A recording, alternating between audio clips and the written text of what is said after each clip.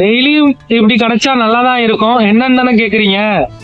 ரைடை காலையில ஸ்டார்ட் பண்ண உடனே ஃபர்ஸ்ட் ரைடு செகண்ட் ரைடு உடனே கிடைச்சிருச்சுங்க. இன்ட்ரோ கூட என்னால் எடுக்க முடியல. அதனாலதான் சொன்னேன் டெய்லியும் இப்படி கிடைச்சா நல்லா இருக்கும்னு சொல்லிட்டு. ஸோ இப்போ நம்ம வந்து இன்ட்ரோ எடுத்துடலாமா? என் பேரு அரவிந்த், நீங்க பாத்துட்டு இருக்கிறது ஹேங்கோவர் ஸ்டோரிஸ் தமிழ். ஸோ இந்த வீடியோல நீங்க என்ன பார்க்க போறீங்கன்னா வழக்கம் போலதான் இன்னைக்கு வந்து நம்ம Day 4 சேலஞ்ச் ரேபிடோ ரைட் தான் பார்க்க போறோம். ஸோ வீடியோக்குள்ள போலாமா? இப்போ பார்த்தீங்கன்னா உங்களுக்கே தெரியும், நம்ம 2 ரைடு வந்து கம்ப்ளீட் பண்ணியிருக்கோம். டைம் வந்து பார்த்தீங்கன்னா 10:48 ஆகுது.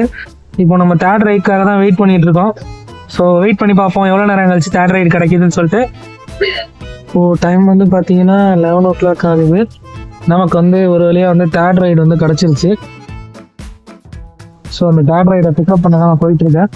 தேர்ட் ரைடை முடிச்சுட்டு நான் வந்து உங்களுக்கு வீடியோ தான்.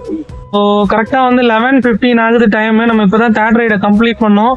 இப்போ வந்து பார்த்தீங்கன்னா நமக்கு வந்து 4th ரைடு வந்து கிடச்சிருச்சு. ஸோ 4th ரைடையும் வந்து பிக்கப் பண்ணிட்டு ரைடை கம்ப்ளீட் பண்ணிட்டு நான் உங்களுக்கு வந்து வீடியோ கண்டினியூ பண்ணுறேன். ஓகேவா? இப்போது டைம் கரெக்டாக பார்த்தீங்கன்னா 12 o'clock ஆகிடுச்சு. நம்ம வந்து 4th ரைடை பிக்கப் பண்ண போகிறோம் தான் லாஸ்ட்டாக போட்டு சொல்லியிருந்தோம். ஸோ அதை பிக்கப் பண்ணி முடித்தோடனே வந்து 5th ரைடு கிடச்சிது.